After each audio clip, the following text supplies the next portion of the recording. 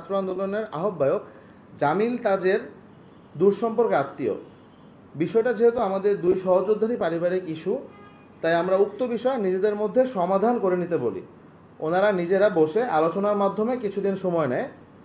আমিরুল সাহেব টাকা পরিশোধ করার জন্য এবং জামিন হিসাবে 2টি চেক এবং একটি স্ট্যাম্প সই করে পাওনাদার আমজাদ সাহেবকে প্রাথমিকভাবে বুঝিয়ে দেন। এই সমাধানের পর আমরা এটাও বলে দিই, যদি উনি সময় মতো টাকা পরিশোধ করতে ব্যর্থ হন তাহলে পাওনাদার আমজাদ সাহেব যেন আইনের আশ্রয় নিয়ে ব্যাপারটা সুরাহা করে। যেহেতু টাকা পয়সা সংক্রান্ত বিষয় কথা বলে এটা বৈষম্যবিরোধী ছাত্র আন্দোলনের ব্যানারের সাথে যায় না, এটা হচ্ছে সম্পূর্ণ আইন শৃঙ্খলা বাহিনীর কাজ। এসব কিছু কথোপকথনের ভিডিও স্টেটমেন্ট আকারে প্রমাণস্বরূপ আছে আমাদের কাছে।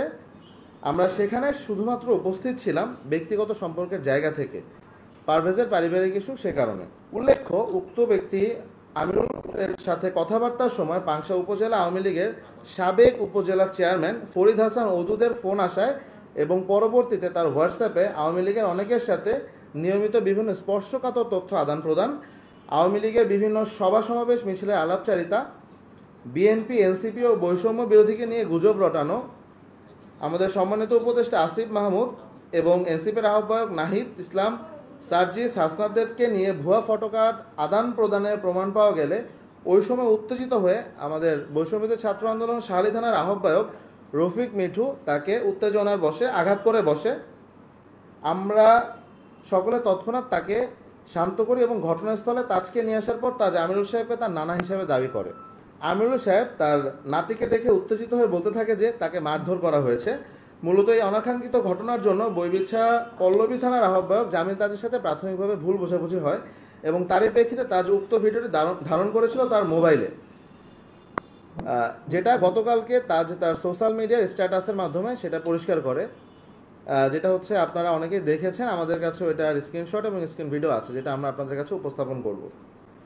পরবর্তীতে দুই পক্ষকে নিয়ে বসে আমরা আলোচনা করে পুরো বিষয়টিকে সমাধান করি এবং রফিক মিঠু তাজের নানার কাছে তার কৃতকর্মের জন্য ওনার কাছে ক্ষমা প্রার্থনা করে।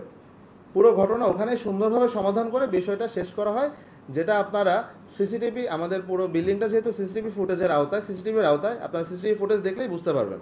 তাদের করা ভিডিওটাকে সে কোনোভাবে কালেক্ট করে বেসরকারি প্রিন্ট মিডিয়া, দেশ টিভি সহ আরও কয়েকটি বেসরকারি চ্যানেল মিথ্যা বানোয়াট রিপোর্ট প্রকাশ করে।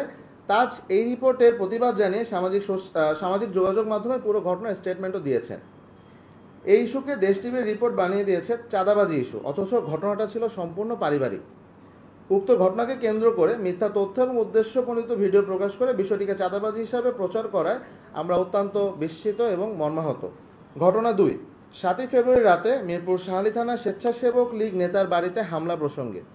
উক্ত রাতে ধানমন্ডি 32 এলাকায় ফ্যাসিস্ট খুনি হাসিনার বাড়ি ভাঙচুরের ঘটনার পর সারা দেশে বিভিন্ন জায়গায় ফ্যাসিস্টদের কাছে নির্যাতিত উত্তেজিত জনতা বিভিন্ন আওয়ামী লীগ নেতাদের বাড়িতে ভাঙচুর করে। উক্ত সময় বৈষম্যবিরোধী ছাত্র আন্দোলন শাহালি থানার কয়েকজন সদস্য আমাদেরকে অবহিত করে যে মিরপুর শাহালি থানায় আলোচিত স্বেচ্ছাসেবক লীগ নেতা, যিনি জুলাই হত্যাকাণ্ডের একাধিক মামলার আসামি এবং জুলাই আন্দোলনের হামলার সাথে সরাসরি জড়িত, তার বাসায় স্থানীয় ছাত্র জনতা হামলা করেছে।